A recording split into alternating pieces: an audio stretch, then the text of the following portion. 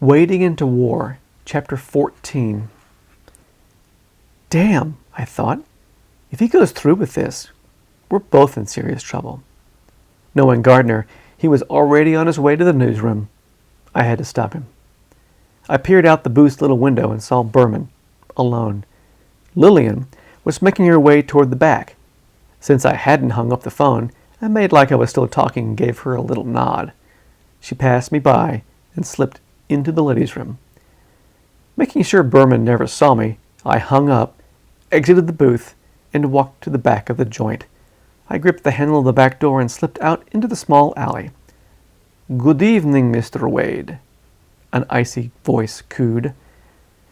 I had to admit that it was getting old to have people sneaking up on me. I took in the situation. Among the rows of trash cans and the spattering of cars parked behind the restaurant, 2 men stood to one side of the alley. They weren't the ones who had spoken.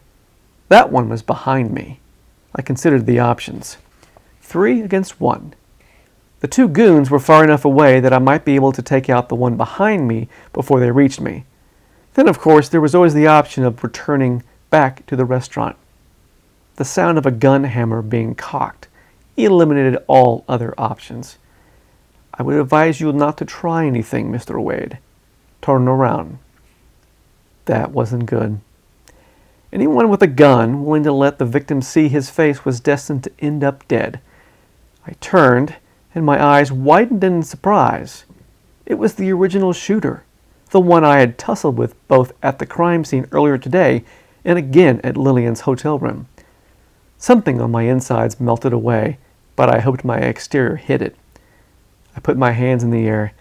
"I wasn't planning on anything else, Mr. A smile creased his face. I was happy to see the purplish splotch marring his face and knew I had put it there. "You can call me Dietrich." Holding the gun aimed at my middle, he nodded to the 2 men. They walked up and flanked me. One of them reached into my pocket and withdrew my gun. He handed it to Dietrich, who put away his own weapon and trained my gun on me. "Where are they?" I indicated the restaurant. "Inside? Want me to go get them?" The woman didn't order anything, but the police captain might be hungry now. Dietrich chuckled mirthlessly. "I am not talking about them. I want the documents. You found them." It wasn't a question. "Maybe. The phone. Who were you talking to?" "My lawyer. Seems the captain thinks I killed a man today." "One of yours?"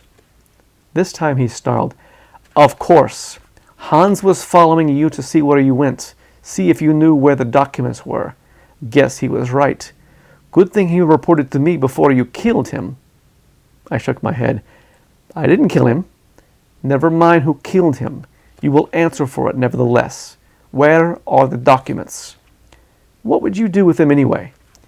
"Destroy them, of course. Then find out how they got out of Germany and make the people responsible for their creation pay as well." Thinking of all the parties trying to find the packet, the Germans, the army, Lillian, and me. Maybe letting Gordon publish them wasn't the end of the world. It might do some good. So that's what I thought. "Sorry, no dice." The blow to my right ear came out of nowhere. The pain was white hot. I crumpled to the ground. One of the goons then kicked me for good measure, the hard leather of his shoe colliding with my kidneys. I doubled into a ball, bracing for more. But none came. Instead, Dietrich said, "The only other person you have contacted today is the reporter." My mind was clear enough to marvel at how well these guys had tailed me. If I got out of this alive, I resolved to improve my ability to evade tails. A new thought occurred to Dietrich. He looked down at me. "He is not thinking of publishing those lies, is he?" I took shaky breaths, trying to calm myself and put some force behind my words. "Maybe. If it means you don't get the packet and all that valuable information, then good for him." Dietrich shook his head. "Bad for him, Mr. Wade." He glanced at his watch. "The paper doesn't go to press until after midnight. We still have a few hours to track him down, and chances are there are very few places he'd go, unless you want to help us find him." I said nothing. My ear was swelling and I was losing hearing in it, but the sharp pain in my kidney had subsided to a dull ache. Very well. Whatever happens to him will be on your hands. He motioned with the gun. Imagine the police captain's surprise when the reporter is killed with this very gun, the same gun used to kill Hans. Wait, I said, spit flying from my mouth. I rose to my knees, hands in the air. He's probably in one of two places, his apartment or the newsroom. I nodded to the goons behind me. Send them to his apartment. I'll take you to the newsroom. I might be able to talk him out of publishing any of it. Dietrich considered for a moment. Then he spoke to one of his men. You'll remember where the reporter Gardner lives? Good. Go there and keep watch. He extended a hand to me. Mr. Wade and I are going to the newsroom.